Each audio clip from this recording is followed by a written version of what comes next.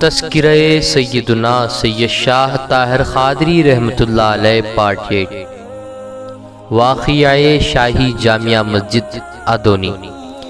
سدی مسعود خان نے سن 1072 ہجری میں یادگار کے لیے ایک شاہی جامعہ مسجد بنانے کا ارادہ کیا۔ اس مسجد کی تعمیر کے وقت ادونی میں صرف 3 مسجدیں تھیں۔ مٹی سے بنی یہ مسجدیں شکستہ اور بوسیدہ تھیں۔ اسی غرض سے مسعود خان نے حضرت سید شاہ طاہر قادری رحمۃ اللہ علیہ کی خدمت میں حاضر ہو کر عرض کرنے لگے کہ میں ایک عالی شان مسجد بنانے کا ارادہ کر چکا ہوں، مجھے از راہ عنایت یہ بتائیں کہ میں کس مقام پر مسجد تعمیر کروں۔ حضرت سید شاہ طاہر قادری رحمۃ اللہ علیہ نے اس مقام کی نشاندہی کی جہاں آج شاہی جامعہ مسجد واقع ہے۔ سدی مسعود خان کو تعجب ہوا کہ حضرت سید شاہ طاہر قادری رحمۃ اللہ علیہ ایک ایسے مقام کی نشاندہی کر رہے ہیں جہاں جنگل کے سوا کچھ نہیں اور آبادی کا نام و نشان تک نہیں، مگر مسعود خان خوب سمجھتے تھے کہ حضرت کی کوئی بات بھی حکمت سے خالی نہیں۔ چنانچہ مسعود خان نے مسجد کی تعمیر کا ارادہ کر لیا، جو اس وقت قلب شہر میں موجود ہے۔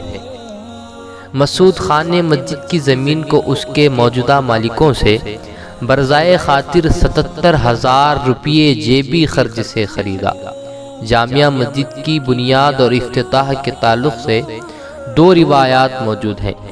کہتے ہیں کہ سدی مسعود خان نے اس مسجد کے سنگ بنیاد تہجد گزار بزرگوں کے ہاتھ رکھوانا چاہا، اس لیے اعلان کروایا کہ تہجد گزار بزرگ ہی سنگ بنیاد میں حصہ لینے کے لیے تشریف لائے۔ اس اعلان پر 5 بزرگان دین جو مقتدائے وقت مانے جاتے تھے تشریف فرما ہوئے۔ ان میں حضرت سید شاہ طاہر قادری رحمۃ اللہ علیہ، حضرت شیخ فرید صوفی رحمۃ اللہ علیہ، حضرت شیخ صاحب ولی رحمۃ اللہ علیہ، حضرت شاہ صاحب ولی رحمۃ اللہ علیہ، گٹ پلی ادروس بادشاہ قابل ذکر ہیں۔ یہ وہ بزرگان دین تھے جن سے کبھی نماز تہجد بھی فوت نہ ہوئی تھی جب سے کہ ان پر نماز فرض ہوئی تھی۔ سب سے پہلے حضرت سید شاہ طاہر قادری رحمۃ اللہ علیہ نے سنگ بنیاد رکھا، پھر الگ ترتیب حضرت شیخ فرید صوفی رحمۃ اللہ علیہ، حضرت شیخ صاحب ولی رحمۃ اللہ علیہ، حضرت شاہ صاحب ولی رحمۃ اللہ علیہ اور آخر میں گٹ پلی ادروس بادشاہ رحمۃ اللہ علیہ نے بنیاد رکھا۔ تو اس موقع پر خود مسعود خان نے خدا کو شاہد و مشہود جان کر اور یہ کہہ کر کہ میں بھی تہجد گزار ہوں اور چھٹا پتھر اپنے ہاتھ سے رکھتا ہوں، سنگ بنیاد میں حصہ لیا اور پتھر رکھ دیا۔ تو حضرت سید شاہ طاہر قادری رحمۃ اللہ علیہ کا برجستہ ارشاد ہوا کہ اگر تم خود کو اس خانہ خدا کی بنیاد فگندی میں حصہ لینا تھا تو پھر ہم خاک ساروں کو کیوں طلب کیا، کس لیے ہمارے سکوت عزلت کو توڑا۔ اس چھٹے ہاتھ کا اثر ہمیشہ کار فرما رہے گا۔ چنانچہ آپ نے پیشن گوئی فرمائی کہ تولیات کا معاملہ جھگڑے کا باعث بنا رہے گا، لہٰذا سن 1980 میں مقدمہ نمبر 16 کے ذریعے مقدمہ بازی کا آغاز ہوا اور عدالت ضلع بلاری نے انتخابات الیکشن کا طریقہ رائج کیا جو آج بھی جاری ہے۔ جب جامعہ مسجد ادونی کی تعمیر مکمل ہوئی تو سب بزرگوں نے نماز فجر سے مسجد میں نمازوں کا آغاز کیا۔ حضرت سید شاہ طاہر قادری رحمۃ اللہ علیہ نے پہلی امامت فرمائی، شیخ فرید صوفی رحمۃ اللہ علیہ ثانی امام تھے۔ نماز سے فارغ ہو کر جب یہ اولیاء کرام باہر نکلے تو صدر دروازے پر ونکڑنا چودھری مشہور ینکڑنا کو پایا جو ان بزرگان دین کا استقبال کرنے کے لیے موجود تھا۔ حضرت سید شاہ طاہر قادری رحمۃ اللہ علیہ نے توجہ کے بعد اپنی جماعت کی طرف اشارہ کر کے فرمایا، فسجد الملائکۃ کلہم اجمعون، اور پھر اس دیوان وزیر کی طرف ہاتھ بڑھا کر کہا الا ابلیس۔ اس کا ترجمہ تو تمام فرشتے سجدے میں گر پڑے سوائے ابلیس کے۔ ایک بزرگ جو آپ کے مصاحبوں میں سے تھے، یہ خیال کر کے آپ کی کوئی بات حکمت سے خالی نہیں ہوتی، اس آیت کریمہ کے ابجاد لگائے تو ٹھیک تعمیر مسجد کا سن برآمد ہوا، یعنی 1077 ہجری۔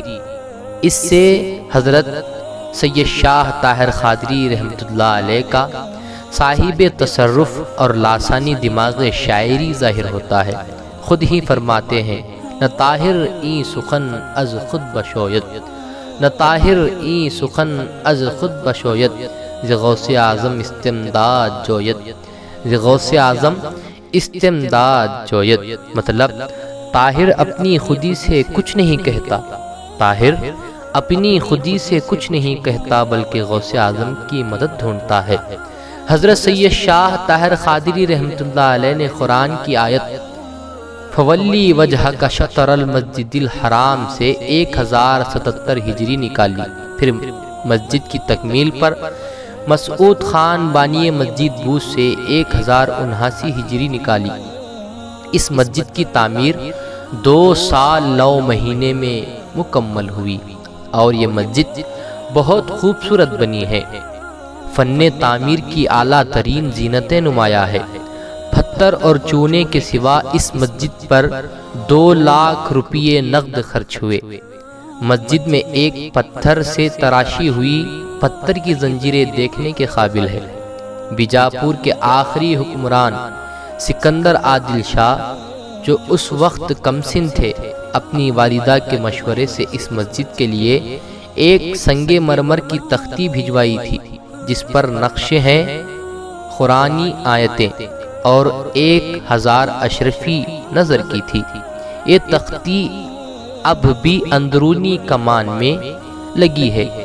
بادشاہ کے اس عطیے سے مسجد کا آرائشی کام کیا گیا۔ اس مسجد کے اطراف بازار بنائے گئے اور ایک مختصر سی آبادی مسعود خان نے اپنے صاحبزادے عبد الرحمن عرف بابا کے نام سے آباد کی۔ مسجد میں مسعود خان نے ایک حوض تعمیر کیا۔ جہاں اب پانی کا حوض ہے، وہاں پہلے ایک قدیم مٹی کی مسجد تھی۔ مسعود خان نے اس مسجد سے حوض میں تبدیل کر دیا تاکہ خدا کا گھر آمد و رفت سے محفوظ رہے۔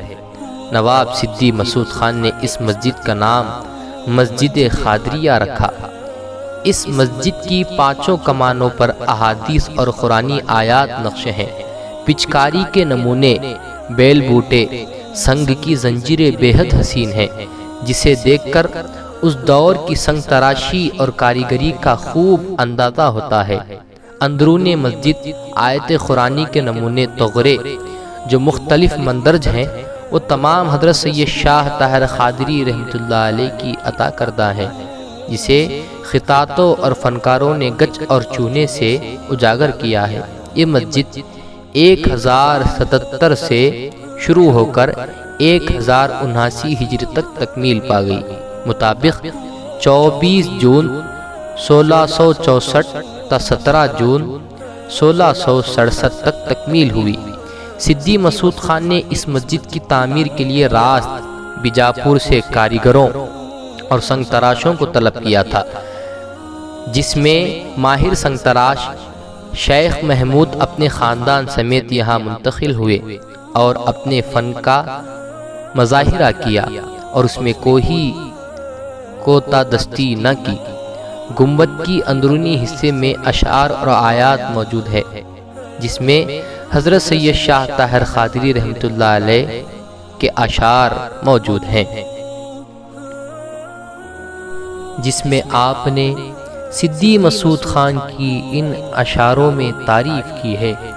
امیر ماں کے اوں مسعود خان است، وزیر علم داو نقطہ دانست، نہ فیلایت ازو رغم شریعت، نہ پیمایت بجز راہ طریقت، بپایش گرچ دنیا سر نہادا، بپایش گرچ دنیا سر نہادا، ولے اوں دل بدستے دی بدادا، ولے اوں دل بدستے دل بدادا۔